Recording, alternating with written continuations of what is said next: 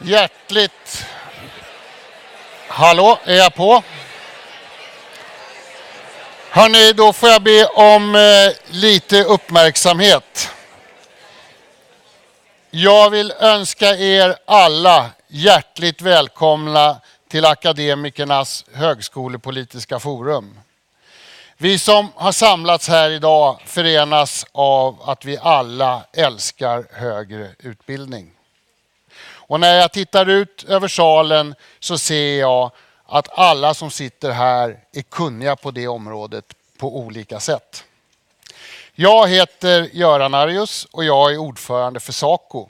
För de som till äventyrs inte känner till vad Saco är, så är vi Sveriges akademikers centralorganisation. Och vi samlar 650 000 akademiker i 22 självständiga förbund och i Sacos studentråd.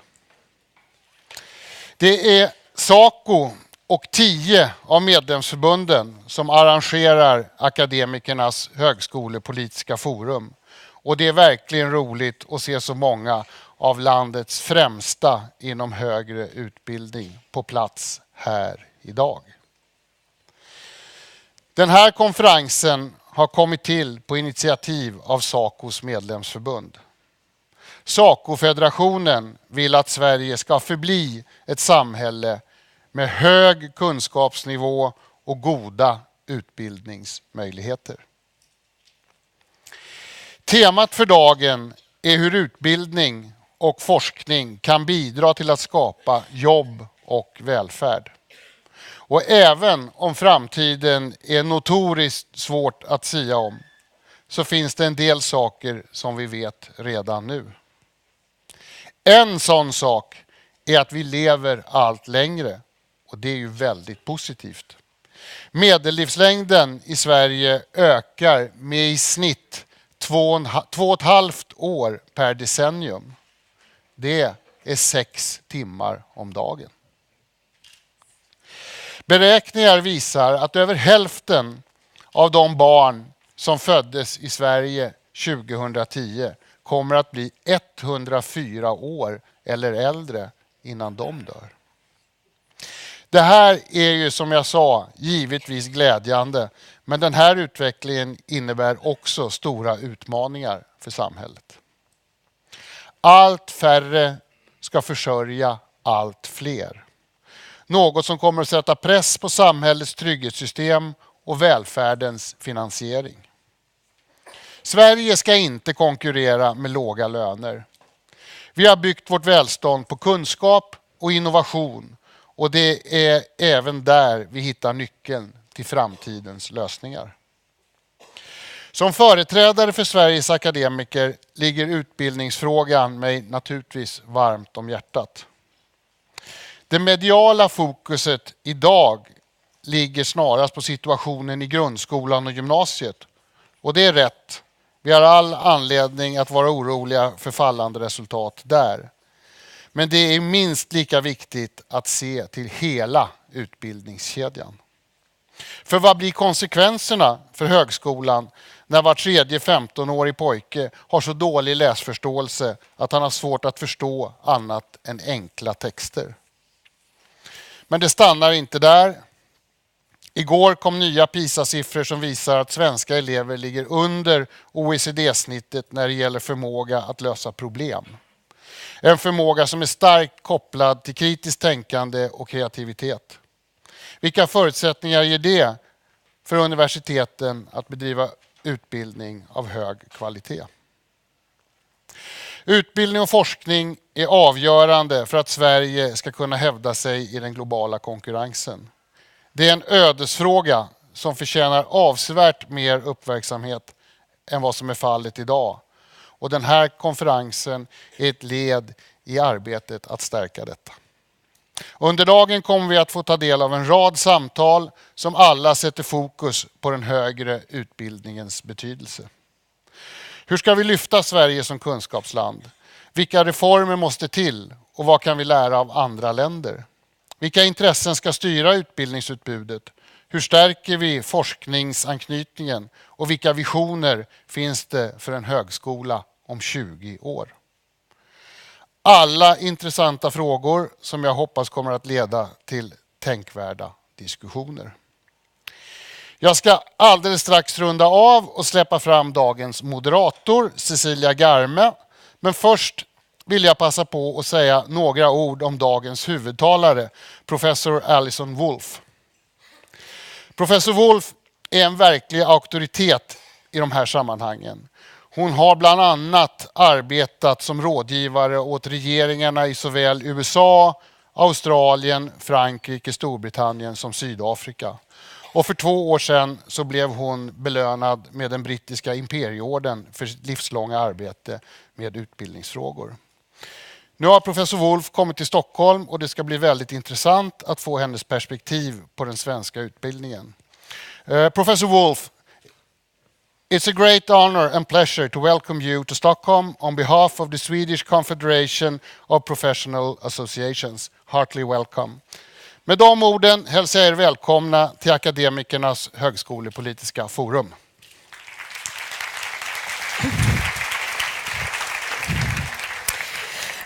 Tack så mycket Göran. Det är verkligen jättekul att vara med idag. Cecilia Garme heter jag. Jag är själv doktor i statskunskap och har således tillbringat många år på universitetet. Och jag är glad för vartenda ett av de åren.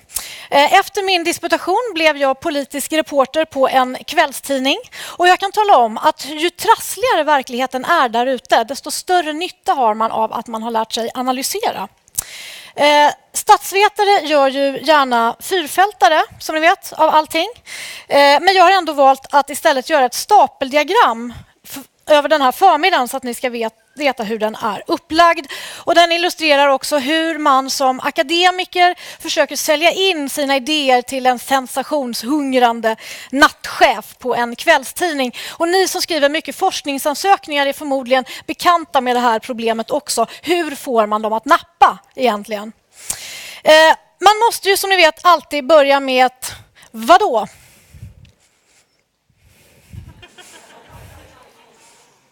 Ja. Det kommer alldeles strax. Ett unikt avslöjande.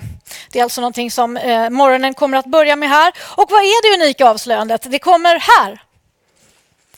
Twitter-adressen är kunskapslandet, ingenting annat. Kunskapslandet twittrar gärna här inifrån. Lite tilläggsinformation också. Garderoben där ute är låst ända fram till lunch. Ni behöver inte oroa er för era kappor och värdesaker. Det är tydligen många som har frågat efter det. Twitter lär för övrigt fungera här inne. Om ni ändå behöver få kontakt med nätverket så finns information om hur man loggar in på det på baksidan av era kort som ni har om halsen. Sen ska vi på förmiddagen då slå till med det saftigaste av allt. Det som verkligen får en nyhetschef att gå igång, nämligen det här. Expert slår larm. Och det är alltså vår keynote speaker som har provocerat och varit väldigt central i debatten i 10 år. Hon kommer som ni ser också att använda 100% av sin tid. För er som undrar över procentsatser så kan jag säga att utanför akademin är det inte alltid så noga med dem. Men 100% av sin tid använder alltså hon. Vad följer på det? Jo, då kommer professor Agneta Stark. Och vad levererar hon? Hela listan. På de andra argumenten naturligtvis. Så att vi får en helt komplett diskussion här uppe. Både för, både emot. Allt man kan tänkas vilja säga om de här frågorna kommer att sägas. Vi är vid det här laget som ni ser uppe i 210% ungefär av förmiddagen har gått då. Och vad ska man då avsluta med? Alla är ju då ganska trötta. Så vad kör man då på för rubrik? Jo, naturligtvis den här. De bästa ställningarna. Och det är i det här fallet då information om lunchen och seminarierna som kommer på eftermiddagen och hur ni ska bete er när vi kommer till den punkten. Men nu ska vi gå rakt på vår första punkt, dagens andra stapel, experten som slår larm, och jag säger välkommen till Alison Wolf.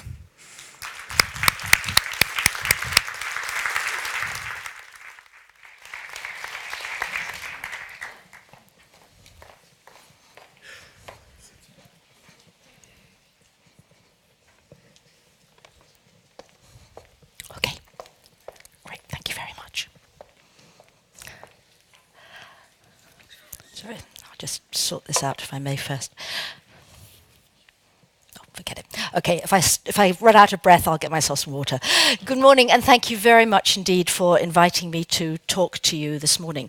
It is truly a great honor to be here, and particularly because I did come once before, and it's kind of reassuring that from 10 or 12 years ago, a couple of people seem to feel that I am at least recognizable. I haven't changed that much. But so to be asked back is a good feeling.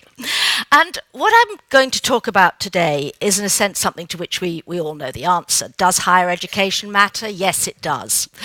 And I also love higher education. I've spent most of my life in universities. I think universities are amazing and sometimes magical places. But I want to talk this morning about some of the ways in which we and politicians and the policy community and ordinary people, meaning us and everybody else, talk about and think about higher education in the context of the modern world, because I think that it has changed simply enormously at quite breathtaking and often frightening speed, and that if we don't step back and think about what we are doing, what is happening, and how far the assumptions that we make are real and true, we are likely to end up certainly not strengthening, but possibly even helping to destroy some of the best things about the institutions that I think we all love. And it's particularly interesting for me to talk in Sweden, because although I'm going to say England mostly, our university system is still fairly cross-country, but more and more of education in the United Kingdom is specific to each country. So when I say England, I usually do mean England. But England and Sweden are in many ways, in spite of the disparity of size, quite similar in the way they have approached education. We both have systems in which we have a unified higher education system. We don't have completely separate polytechnic and university routes, and we both are overwhelmingly school-based in our upper secondary education. We have a little more of an apprenticeship system than you do. I know you're trying to change that, but it's basically you're a school-based system, basically, so are we. And also I think that in many ways we have quite similar attitudes to our university system, which I will talk about a little bit later, even if we are both inclined to say one thing and do another. So, no, yes, I went twice, it just doesn't show here. Okay. It doesn't show on the screen, so I will. Okay, so where are we? I think we are in Europe at a point where we have some obvious problems. We are all grappling with similar issues in welfare states which are aging in terms of their population and aging in terms of their structures. We have high costs that look increasingly unsustainable, and we also have continuing worries, both about growing inequality, which one can dampen down or not in varying degrees, but the tendency all over the developed world is for growing inequality. And also, at the other end of the spectrum, growing worries about structural unemployment, about groups of young people who can't make a transition successfully into working life. And all the countries of Europe are a bit different, but actually we all have very similar problems. And not that long ago, there was something called the Lisbon Strategy, which was supposed to revolutionize Europe, make it into the great technological leader of the world, and essentially change everything. And the Lisbon Strategy, the Lisbon Agenda, some people signed up to it emotionally and intellectually, other people were a little more skeptical. I think by now everybody agrees that it didn't work. But one of the things which was interesting about it was that the way in which it encapsulated an education orthodoxy, which is still alive and well, and which I'm going to talk to in a moment, which was that essentially what you needed for the future of Europe was more and more and more and more education. And at Lisbon, there were quantitative targets that people signed up to, years of schooling, percentage of people qualified at high levels. And if you look at Europe in the meantime, we have certainly done that. We have got more and more people going through more and more schooling to higher and higher levels. And yet the economic dilemmas, the economic challenges that we were facing then seem to be as strong as they ever were. But it is nonetheless true that after years of worrying about the structure of our economies, after in Europe, Lisbon, after quite clearly the crash of 2008, the continuing concerns, the apparently relentless rise in the amount of money going to the top 0.5%, 1%. And also, if you go to the developing world, the bit of it that I know best is India. Essentially, politicians have one solution, one panacea. When they are stuck, when they're wondering what to do, they turn to education. The answer to unemployment is give them more skills, give them more education. The answer to how, if you're India, do you maintain your growth rate, catch up with China, create greater equality? Education. In my own country, worries about structural unemployment, worries about rebalancing the economy. What do we do? I know what we'll do. We'll create 20,000 more engineering places. Education is seen as the miracle cure as well as the necessary precondition. And that's what I want to question today. Clearly, we cannot have societies like ours if we're not highly educated. Clearly, education offers wonderful things to people, not just in career terms, but in terms of opening them up to the world. But I think we have a dangerous tendency, and I really mean dangerous tendency, to overestimate the extent to which education can solve problems and change the underlying tensions in our democratic states. And it worries me that politicians have become so dependent on this idea as a way of securing growth and approaching inequality. Because I think they're wrong to do so. They do so because they see it as something that they can do something about. Education is a tool where they can say, okay, I'm going to create more places, I'm going to spend more money, I'm going to tell the universities what degrees they should put on. I'm going, at least in my country, to go right down to the details of how training programs should be run for the unemployed. It gives politicians a sense that they can do something. And I really think that they should step back and be more aware of the underlying tensions and problems of simply seeing education as the answer to all our woes. So, why do we believe that that education is the answer to inequality, to growth, to the economy? Well, essentially because we look at what happens to the more educated. And quite specifically, as many of you will know, we have a whole literature, a whole world of publications, a tsunami, a friend of mine called it, of publications about the returns to education. And this tsunami is pretty much unanimous in its conclusions. It essentially says, if you look at what people earn, you think they clearly, on the whole, earn more if they're more educated. So let's extrapolate this. If I earn more now because I'm educated, then you will earn more tomorrow because you're educated. And if 10 of us earn more today because we're educated, and we educate 100 people, they'll all earn more tomorrow, and bingo, many of our problems are resolved.